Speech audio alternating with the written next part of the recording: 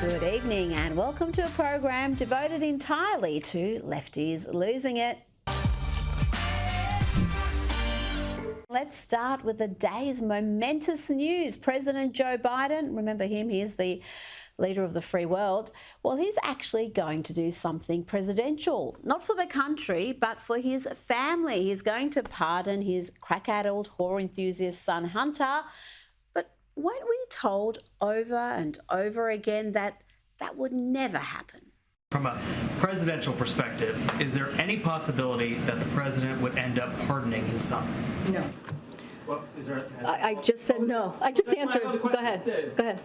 Not any possibility. Not any possibility. She was clear on that, as I said, over and over again. Second one, would the president pardon or commute his son if he's convicted? So I've answered this question before. It was asked of me not too long ago, a couple of weeks ago, and I was very clear, and I said no. I'm starting to think that the Biden White House has been lying to us. Again, you've also said several times that the president would not pardon or commute the sentences for his son, Hunter. I just want to make sure that that is not going to change over the next 6 months. The president's saying he would not. It's still a no. It's still a no. It will always be a no. It's still a no. It will be a no. It is a no, and I don't have anything else to add. Will he pardon his son? No. Oh dear. And Joe Biden himself ruled out a pardon for Hunter. He ruled it out. You couldn't get any clearer than that. But then this happened today. US President Joe Biden has pardoned his son's criminal convictions. Now to someone I'm sure you've missed, the trans activist who almost single-handedly destroyed Bud Light. Here's Dylan Mulvaney telling us about how she feels post-election. I'm sure you've been dying to know. How are you feeling at this moment in time?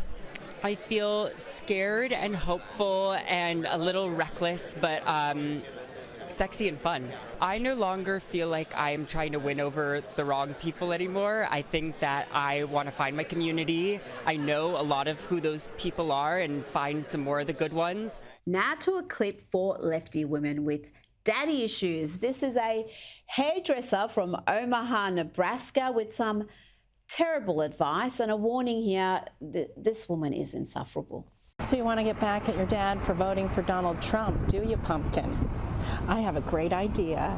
Show up to Thanksgiving with a shaved head and see what happens. Because American dads have never really been given the room to adequately express themselves, it makes them real mad when you do for yourself.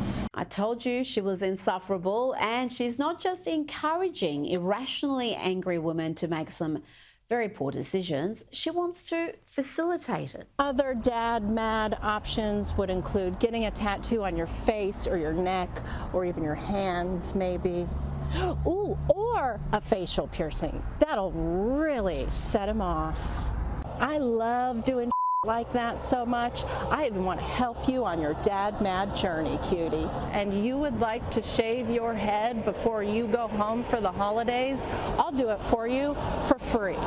Do you think she just wants to uglify the competition? It is a interesting strategy. Now to activist journalists. Is there another kind? Kara Swisher.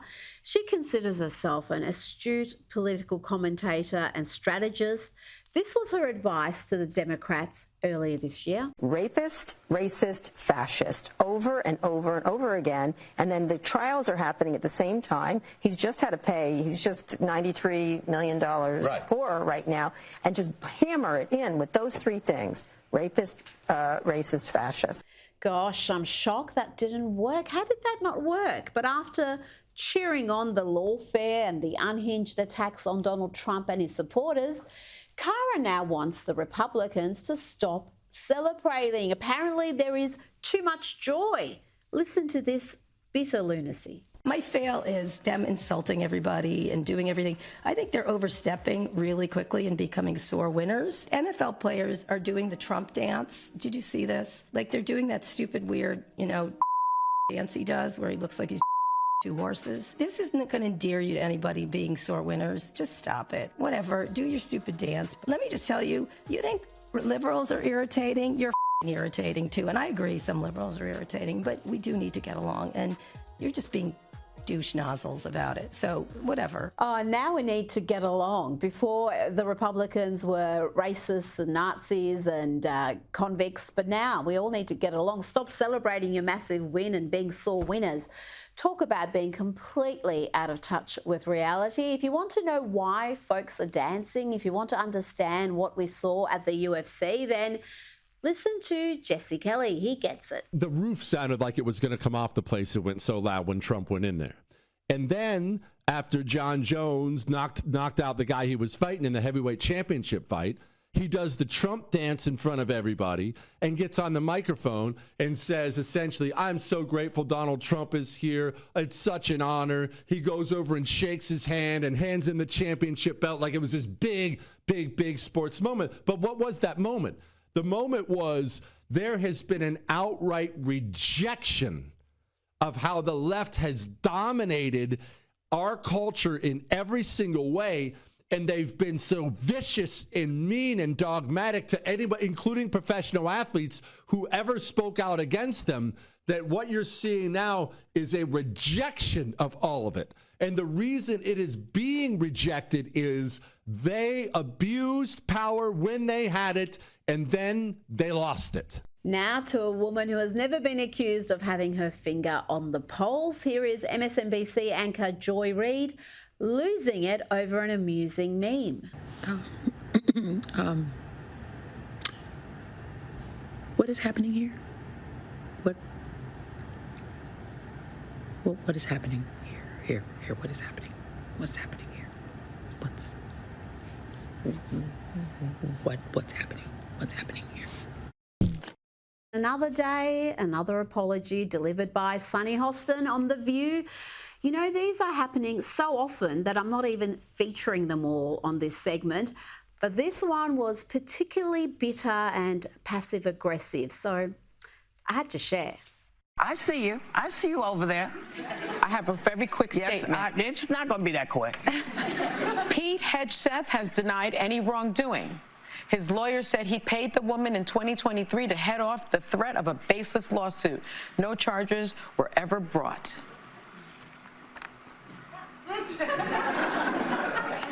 You rushed me for that? They're not a happy bunch, are they? Not much joy there. And remember when the Democrats tried to gaslight America and the world with the lie that they were the party of joy, when we all know they're the party of grievance, hysteria, and screechy sounds. We won't go back. What are we not going back to? We're not going back to the past where women had no rights. Ever, ever, ever. To a young man now desperate to play the victim, here is an American climate activist just bagging his country. I've got to say, dude, you know you're free to leave. I come from a country where we ban books for sport and where we tell children to hide in the corners to avoid the shooters. I come from a place where we bully LGBTQ kids in schools and where we are actively taking away women's rights. I come from the United States.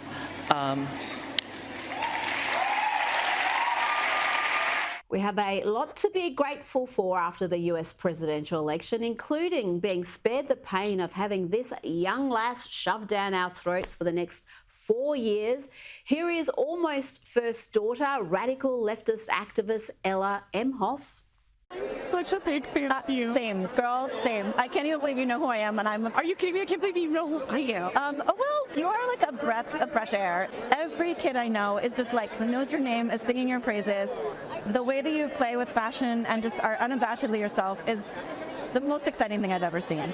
The most exciting thing she's ever seen? Seriously? And if you, like most sane people, have no idea who that woman is, she's Jenna Lyons. Someone told me that. I have no idea who she is, to be honest with you.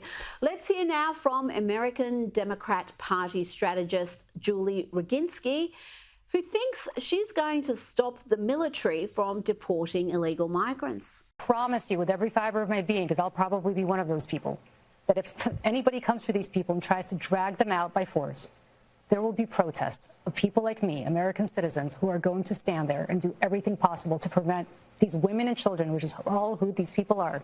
Remember when they found that cocaine in the White House and somehow they couldn't figure out whose it was, and then the Secret Service destroyed the evidence? Clearly no obvious suspects came immediately to mind. Now to MSNBC and far left commentator Molly Jong Fast, who was left speechless by news of Hunter Biden's pardon. Hunter lied on a mandatory gun purchase form by saying he was not illegally using or addicted to drugs. According to NBC News, the president made the decision this weekend. Molly, fast and furious, what do you make of this new news? I just heard it. I have to process it. I don't have a take. I'm sorry. I'm sorry. I don't want to have a take, lady. That's your job. You've got one job there, and it's to have a take. Watch now as CNN subjects Democrat Dan Goldman to a humiliation ritual of sorts. This is a thing of beauty. They literally play him footage of himself on ABC lying his lefty butt off about how Joe Biden was never going to pardon his son Hunter. I got to say, I love CNN for this. This is what you said. I want to watch. Do you think a pardon for his son would be a mistake? Yes, and I don't think there's any chance that President Biden is going to do that, unlike his predecessor, who pardoned all of his friends. What does that feel like, watching yourself back then, reassuring people that Biden was not going to issue a pardon for his son? Yeah, and I think that if that plea agreement and that plea deal had gone through, there would be no pardon. That was a satisfactory outcome. It had already fallen that through. Only was. Sorry? When you reacted, this was when the deal had fallen through. Now, we were told again and again, not just by the Biden White House, but also its propaganda arm, the overwhelming majority of the US media, that Joe Biden would never pardon his crack-addled whore enthusiast son. He has too much integrity to do that. He has too much respect for the legal process. Major commitment from the president, accepting the outcome of the trial and also pledging not to pardon his son. Presidential promise to put the law before a family. I said I abide by the jury decision. I will do that, and I will not pardon him. Letting the world know that he will not wipe away the decision of 12 of his son's peers. One side, Democrats and Joe Biden protecting the justice system, and on the other, Republicans and Trump protecting Trump. Our current president of the United States has so much respect for the law that he has said he would not pardon his son. I mean, what... Yeah. You know, again, it's all about the contrast. Remember when Trump tried to get the esteemed journalists of 60 Minutes to actually do their job and cover the Hunter Biden laptop story in the lead up to the 2020 election? You know, this is 60 Minutes. And we can't put on things we can't verify. You won't put it on because it's bad for Biden. We can't put on things we can't verify. Leslie, I don't have to discredit you. And that's what you've discredited yourself. You told me that. Leslie, you've discredited yourself. When you say that you're not going to cover Biden, you're going to ask him what flavor ice cream he has, okay? Instead of why did Hunter get $3.5 million from Moscow? Instead of why is an energy company paying your son $183,000 a month or whatever they're paying him, and he has no experience in energy. You know, you discredit yourself. I don't have to discredit you. So this story about Hunter and his laptop, some repair shop found it. The source is Steve Bannon and Rudy Giuliani. The source is Steve Bannon and Rudy Giuliani. Can you believe that nonsense? And she wasn't done discrediting herself yet. She's supposed to be the very best, among the very best, the cream of the crop. Can you see why trust in the media is at record lows? And you're making this one of the hottest, most important issues in your rallies. It's a very important issue to find out whether or not a man's corrupt who's running for president, who's accepted money from China and from Ukraine and from Russia.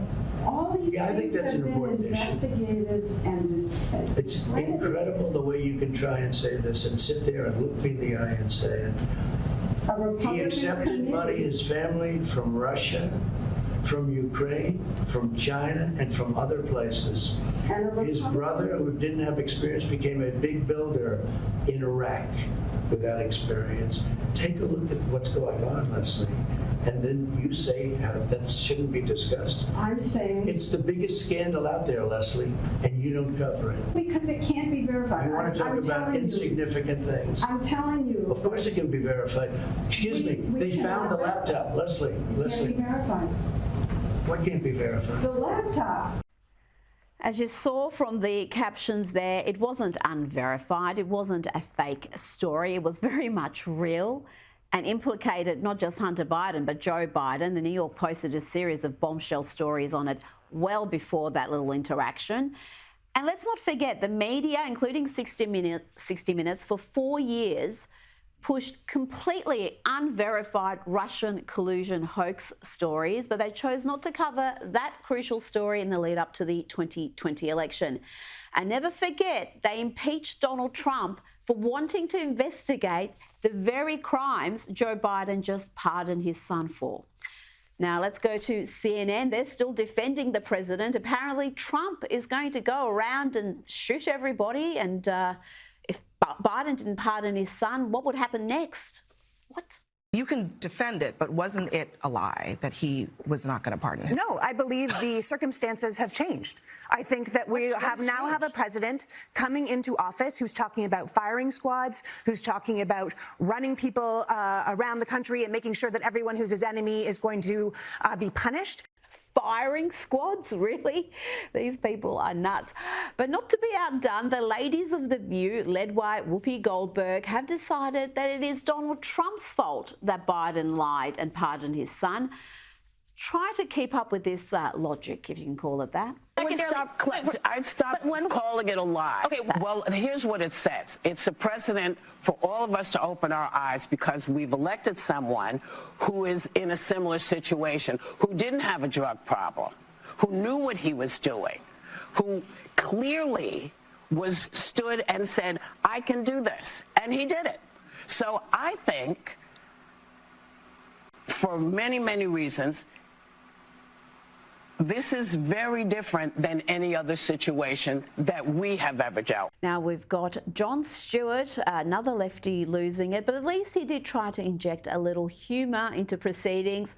Sure, as usual with Jon Stewart, he's years late to the party. He said nothing about this Biden family and their dodgy business dealings when it actually mattered. But now, in the final weeks of Biden's lame duck presidency, he's brave. It may be a little gutless to finally be showing some interest in the Hunter Biden laptop story and what it all means, but at least Stewart is funny here. We have a couple of gems coming for you shortly, including a delicious case of instant karma. But let's first check in with the leader of the free world. Remember him?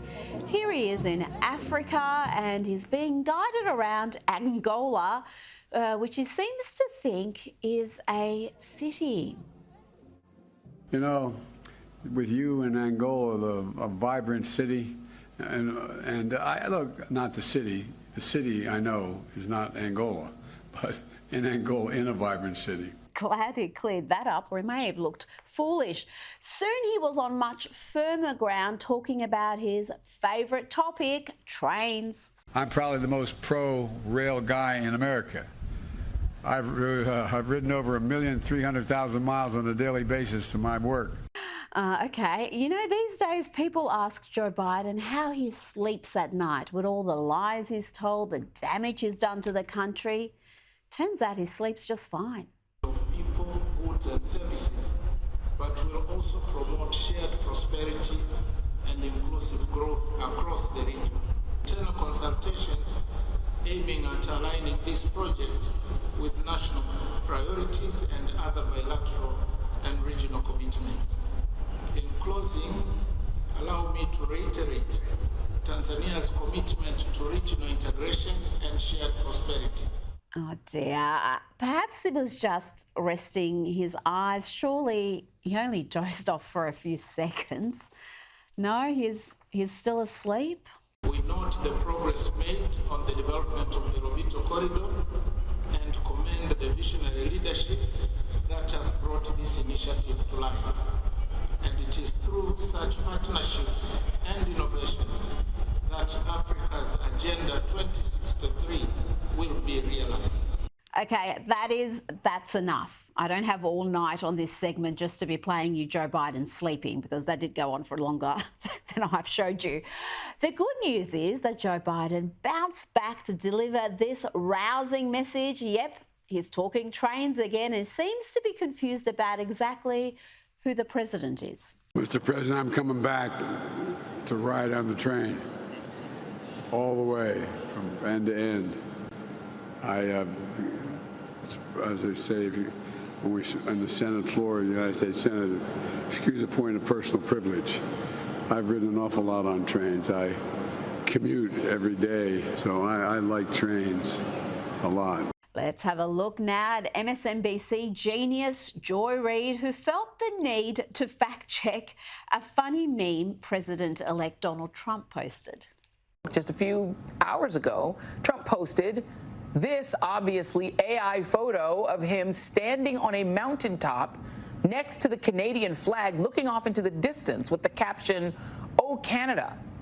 And for the record, he appears to be looking at the Matterhorn, which is on the border between Switzerland and Italy, not Canada. Thanks, Joy. How the mighty have fallen. Remember back when billionaire Mark Cuban, the world's dumbest billionaire, was smack-talking Donald Trump with this cringe performance? You're shiny, orange, and empty inside. I'd say you're a traffic cone, but I would swerve to avoid a traffic curve. That's gonna leave a mark, Cuban. Then we saw his all-out campaign to help make Kamala president. He was everywhere.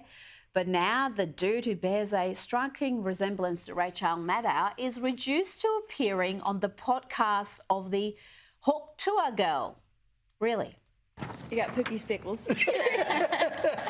Yeah, I bet you do. So would you invest in it? No. That was quick. That was fast. You know what? I'm not investing in anything named Pickle after a guy. It's just... Okay. That's fair enough. Fair enough. Now, this has to be my personal favourite. This is instant karma in all its deliciousness. Let's check in on this smug but ignorant lefty woman on election day, recounting an encounter with a store clerk. He's asked me, why I was getting the champagne, and I said, because I'm going to be toasting Madam President tonight. And he just looked at me with kind of like a smirk on his face. And I said, she's going to win this, right? And he says, oh, well, it's very, very close. And I said, no, it's not.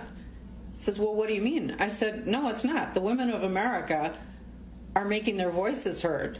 Reproductive rights is what it all comes down to. And the women are voting in numbers relative to men that are unbelievable. She's won this. And I said to him, she's going to take every one of the swing states plus Iowa. She was right. It wasn't close. Only Kamala didn't win every swing state. And as for Iowa, she lost Iowa by more than 13%. But our expert wasn't done yet. She told the store clerk just what her credentials were. I'm a political analyst. I'm telling you right now, the numbers are there. She's taking this election.